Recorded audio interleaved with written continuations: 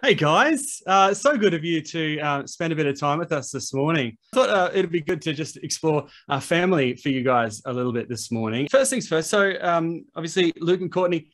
Luke, mate, you're a dad of three boys. Right. Yeah, Yep. man, that's a big deal. Three boys, Yep. and all of the kind of the fads that you go through as a father of three boys. What are they into at the moment? Well, if any of them doesn't have a knife on them at any one time, it's a miracle from God himself. And my 4-year-old, he wants to have real knives, but he just goes and makes sticks that are about yay big. And I kid you not, he puts them down his pants, and he whips them out at any moment. And yeah, I mean, so we're in like the knife, sword the phase right now, which honestly I quite like because I still, as a 35-year-old man, I still enjoy a good pocket knife. Actually, I have one even here with me right now. And so, the apple does not fall far from the tree, apparently, when it comes to knives in my family. But I do have a new little addition. I do have a little girl now as well, and she's one. So she's we got 4 kids, and she's thrown a little bit of a spanner in the works as far as everything that I know about. With boys, man, you can be tough as nails with these boys, and they kind of get over it. If I even go to Evie, she just crumbles. So I've got knives on one side, and I'm guessing that I'm going to have like dolls and play fruit on the other side. Well, she'll have a lot of protection. And you guys have started, I think I saw you saying you're going to do some coffee roasting. You got to We get into have, that over yeah. the last little while? Yeah, hopefully the Australians think that it's worthy and good enough quality. But yeah, in America, the coffee isn't always that delectable. So we may need you guys to come and teach us a few things. But yes, my father-in-law has a little roasting operation, and it just happens to be on our property. And my wife, she just likes she gets these like ideas of, hey, I'm going to raise money for so-and-so. And so I was like, okay, how are you going to do it? She's like, well, we could sell coffee. And it's like, all right, honey, if you want to do it, let's go do it. So I actually turned into like a little, Etsy guy where my wife was going out selling the coffee and shirts and all these other things. And I was filling the orders. I kid you not. And so I was in there just printing off packing slips and all of the above. But it's honestly, the humanity of doing some of those things is wonderful. And the kids got involved. They put the stickers on the coffee bags and all the different things. And so it made it a really special thing. Coffee sells. Who would have thought? Who would have thought? Joel, you guys have been busy, your wife and yourself, Mariah, and yourself, doing a podcast talking about like vulnerable conversations, honest conversations and stories becoming us, conversations with your mentor. So, I thought maybe like we can delve into that a little bit, because I've always thought that the biggest thing when it comes to a solid relationship is the food that you eat together. And I don't know, who cooks the most at your house? Oh, that's good. My parents-in-law cook the most at our house. So a little fun fact for you, speaking of updates, so when earlier when we moved to America, we bought, mum and dad bought a little farm, and Luke and I grew up on that farm. And I'd always had a sort of a pipe dream to build in the back of their house, in sort of land back there. And so over the last 4 years, we've been working on it. We moved in about 4 months ago, but we built a house her parents-in-law moved from California, and we built actually 2 homes. So we've sort of struck gold, Tim, and that we get to walk sort of across the breezeway, and the Hispanic culture, similar to Australia, but the Hispanic culture loves family and food. And so one of my mother-in-law's love languages is to make breakfast and whatnot. So a lot of times you'll find us over there. Mariah and I are masters of reheating and leftovers when it comes to food. The truth is, would you say that's a signature dish? Just like heating something up in the microwave? Leftovers and food. The small bone family is, I don't know if you have this in the Want family, but the small bone family is pretty upset because there's 7 kids, 6 of them are married. 5 of those 6 married couples have procreated, and there's only 1 that hasn't. And I won't name names or anything, but it's Mariah and me. And so there's a little bit of frustration over the fact that we are yet to produce any offspring. But going back to Becoming Us, that was actually sort of the idea of that, was just to even chronicle. There's this interesting in between in relationships where, you know, there's a lot about teenagers and young adults and falling in love and all the rest of it. And then there's a lot about parents with kids, but there's this gap in the middle of like newly married and early years of marriage. And which, by the way, are some of the most pivotal years of like building your relationship and your dynamic. And there's just this weird in between, at least over here, of no one talking about how to do that well. And so we, through basically sharing our flaws and our learning experience over the last 7 or 8 years on this 6-episode podcast, kind of went through actually our dating into marriage, how we sort of navigated, and hoping that some people don't make the same mistakes and they're a bit wiser for it. So I started a family band and it lasted a couple of weeks. But I was just going to, take my hat off to you because you guys are still at it. I imagine, when you're kind of like sitting there in the songwriting phase and you're thinking, hey, I reckon I should sing the song. I reckon I should sing the chorus to Burn the Ships. I reckon I've got chops on this one. Is there any of that kind of play when you're kind of, working through these songs and the songwriting? How do you guys stick at it and actually come out the other side as a strong family? Well, I think that, which is a great question, by the way. Joel and I have actually been working together now for close to 15 years. And, that's a long time, not always officially as for King and Country, but, Joel and I were arch rivals growing up, didn't really get along all that well. And I actually wanted to play sports growing up. And I tore my ACL in my left knee playing basketball. And I could pretty quickly realize that was a way of God saying, I don't want you to play sports. And so I was looking for what was next in life and graduate high school. So, 12th grade. And Joel comes to me and says, hey, what do you think about writing some songs and singing on some demos? And it's funny, the infancy of those decisions of, yeah, let's go do this. It sounds so much fun. You need that because it does get hard. And if you're going to do it and you're going to do it as a profession, you're going to have to basically say, hey, I like my idea better than yours, but wait a second, you like your idea better than mine. What do you do? And I think that's the brilliance of actually working with family is, man, we still got to do Christmases together. We still got to do family holidays. And so you're forced to resolve some of your differences. But I think one of the things I've realized about music in particular, and maybe this is any art, is when you think that you've stumbled upon something great and somebody pushes back on something that's great, it usually gets better because you're always going to come back to that. If it was great, you're going to come back to something that's, that was already pretty good. And usually most people can get to that is a good idea. All right. The problem is can you make great amazing? Can you make great brilliant? And I think that only comes with some disagreements. I think that only comes with a little bit of tension. I think that only comes with some difficulty. And so the hope is that for both Joel and I, like Joel's one of my best friends in the world. We have done so much of life together.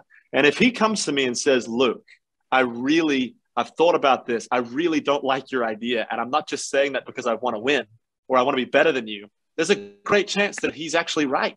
And so, you compromise and you give a little bit. And I think that's where something great comes. And so in some cases, if it wasn't for family, I don't think that we would have maybe some of the things that have taken place in songs and that have happened, because there is something about that friction, that family relationship that I hope produces something special. You wanted to add to that, Joel, at all? Or you reckon he's summed it up? No, I like what he said. No disagreements there. Oh, no disagreement. Oh, thank you, man. I appreciate it. How does it feel to be counterculture? And secondly, what pressures do you feel to conform? It's interesting, Tim. I was actually speaking with someone about this earlier today. I feel as though music is inherently spiritual. There's something, and I set aside lyrical content. I mean, you hear a melody or and it sparks something emotionally, spiritually in you. You go back to the earliest tribes of humanity, and there was always rhythm, and they always in the greatest moments of commemoration or celebration, music was a part of it. In the highest moments of spiritual connection. Music was a part of it.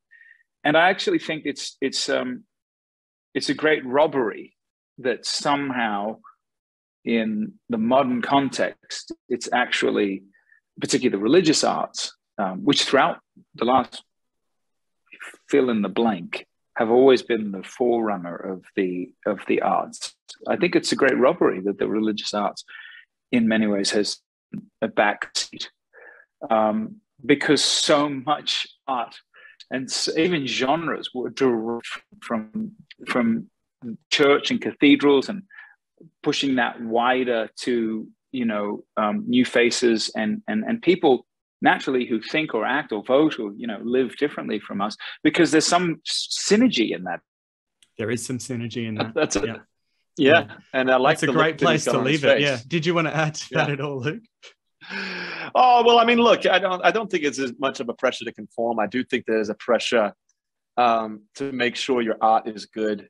I think, sadly, in some cases, in our subgenres of music, we can keenly understand who our audience is, and we start from the basis of writing a song for those people, or maybe creating a radio show for those people, versus what are we actually going through? What am I actually going through? And I learned very, very early on in my career that if I write a song that is real to me, there's a great chance that there's millions of other people in the world going through the exact same thing.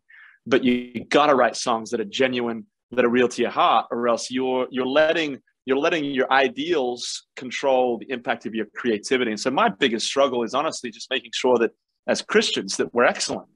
That if you're going to play a Taylor Swift song, a Justin Timberlake song, a King Country song, and a Bruno Mars song, that there's not this massive dip when King Country comes on. That we should be brilliant. If we're in touch with the maker of the world, the universe, our creativity should be brilliant.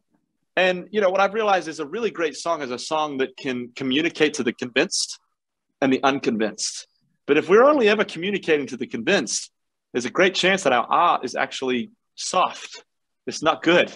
And I think that's probably more of a struggle for us, and what we're trying to do is make sure we're always pushing to make sure that people go, man, where did it come from? Because there's something different about that. There's something different about those lyrics. There's something different about the hope that they're talking about. We can be effective that way. But if we're just mailing it in and it's just a song to get played for the sake of getting played, no, come on, right? Let's leave somebody else to do that. That's great. Okay, well, that being said, the year 2022 is said to be 2020 version 3.0. And this is the year in which you've decided to release your new album. Comes out March 11. What are we waiting for is the title of it. Very cool. So what in a year like 2022, what themes do you explore in this album? Look, it's funny.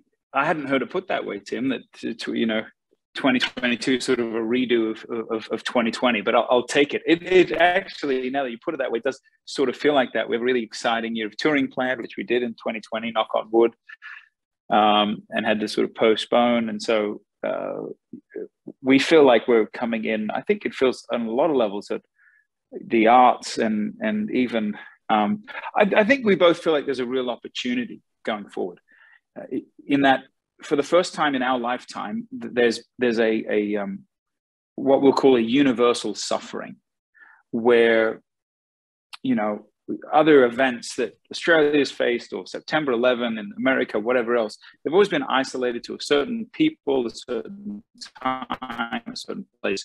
Whereas the last 2 years, every creed, every color, every culture has been somehow impacted and affected by this pandemic.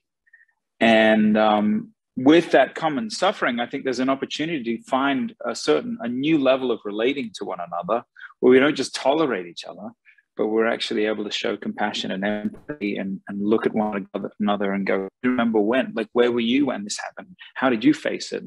And find that deeper connection. I think there's also another layer to this album particularly, and that was, it's really a record of a lot of questions. I think we've become, I don't know about you guys over there, but everything feels like a statement over here lately. Everything just feels like this is the way you do it. This is the reality. Even when people are not talking about things they know, it still feels like they're stating facts. And part of what we want to do in this record is just embrace the mystery and the marvel and the question of where we find ourselves. So it's a family record. It's really a sort of a global record. Obviously, it's a spiritual record, but in many ways, it's a question of obviously, what are we waiting for? Kind of where do we go from here in this new frontier? Well, if you reference Burn the Ships, what's interesting is, Burn the Ships was very nautical inherently. It was water. It was like a lot of the music videos. It was either raining, we were either falling into water, we were on a ship with water around us, we were on in Iceland on the black sands of the Iceland beaches there. This is sort of like if For King and Country traveled inland. And sort of went into the desert and became sort of desert wanderers or adventurers in some ways. And so even we were just literally 3 days ago, or the day before yesterday, we were in Los Angeles shooting the final of the pre-release music videos. It'll be our 5th music video. And we were shooting just for geography lesson. If you go inland from California or from LA, it just basically becomes a desert. Palm Springs is there. And if any of you are Christopher Nolan or Tenet fans, we shot literally in the same location that the finale of that film shot in. It's this sort of desolate, there's a bunch of structures. It was actually an iron mine. And so that's kind of if people have a real keen eye and they follow the storyline of For King and Country, they'll notice that we've sort of replaced water with sand in some ways. Very cool. Now, you're just about to release it. So you've done all the hard yards. You've put it all together. Hopefully you're happy with it. But there's a weird space, isn't it? It hasn't yet connected with your audience yet. How are you feeling in this liminal space of heading there, but not there yet? Yeah, I mean, look, the only thing you can do is put forth your best effort and write songs that you feel like, obviously, as you said, that you're happy with, that you're proud of. And I think Joel and I are exceedingly proud of this one. It's the first album that we got to write really being home. A lot of the other albums were in the back of a bus or, at a venue and walking off stage. I got this idea and there's something to that, but it's also exhausting and it also takes a very long time. And so this was one where we were actually really able to be home and for the most part treated it kind of like a 9 to 5. We would go into the studio, write these songs, work on the production, go home, play it for our wives and kids, and they could decide if it's any good or not. And then we're back at it tomorrow, and away we go. But, in some cases, it's not our job to actually figure out if it's good or not. That's what you guys are up, that's what your job is. And so our hope is to write something that feels compelling, that feels authentic. But where, and the other thing is, music isn't everything. There's so much more in some cases that can be important than music. So we're not sitting there going, I'm just so nervous because, man, music is a part of our life. And I think we're really grateful for that. But it's also not the pinnacle of life. Relationship, a lot of times, is the pinnacle of life where you get to share these memories. And so for us, I think our hope is to bring people along in that relationship with this album. And so in some cases, we're not, nervous as much as I hope that when people hear this music that they will go, I feel their friendship through this. I feel what they've gone through. I feel, a lot of people are like, well, you wrote the album through the pandemic. Does that mean it's to write about, the pandemic vibes, And it's like, no. There's so much that we learned through the pandemic that I want to take with me, that I don't want to see die. If we ever get back to normal, I want to keep some of these things alive. And I think that's where a lot of this music is coming from. Is what is it that you want Brisbane to really take on and to feel when they hear your song played in just over an hour? We really associate ourselves with, obviously, still very much being Australians, and we love our homeland. And so it's awfully meaningful. I say this with the utmost sincerity. It's awfully meaningful. I remember in 2019 when we came down, and just that the incredible, because this is really the first tour we'd ever done, the first shows to speak of that we've ever played, just the incredible love that we felt. And you guys are all a massive part of that, like a massive part of reaching into people's phones and into their homes in general. But I know Luke and I speak on behalf of both of us and the Small Bone family, just very, very grateful, Tim, for each of you all. And it'd be remiss if we didn't recognize that on this call. You're also the front runners, I feel like, because like For God Is With Us hasn't really hit over here. We released it, the music video and is on streaming platforms, but it hasn't really fully hit on radio. And so we're sort of, we've been sending Wes, we've been sending your charts up here and looking at everything going, man, this is actually a really good omen for how the song's going to be received overall. I'll say this specifically about how we want people to receive it as you play it in 30 minutes or so. It's fascinating because it's probably the most, we worked awfully hard on that song, a lot of different rewrites, a lot of different renditions of it. But it's one of the most, speaking of the gospel and the good news, it's one of the most kind of gospel-centric songs I think we've ever written. And we really stand by it and are really proud of it. And I think we're in a time of being overt about, hope and love, faith, and all the rest of it. And so I really hope that people see Jesus and see this love story between God and humanity in maybe a slightly different light than they have in the past, through kind of the telling of what he offers us. So let us know, man, as you play it. Let us know what they come back with. Hey, we really appreciate you guys taking the time out. We've run out of time right now, but thank you so much for putting in all the effort around this latest album. We can't wait to hear it. March 11, what are we waiting for? So just a couple of weeks away. Very exciting stuff. Thank you so much for joining our conversation today.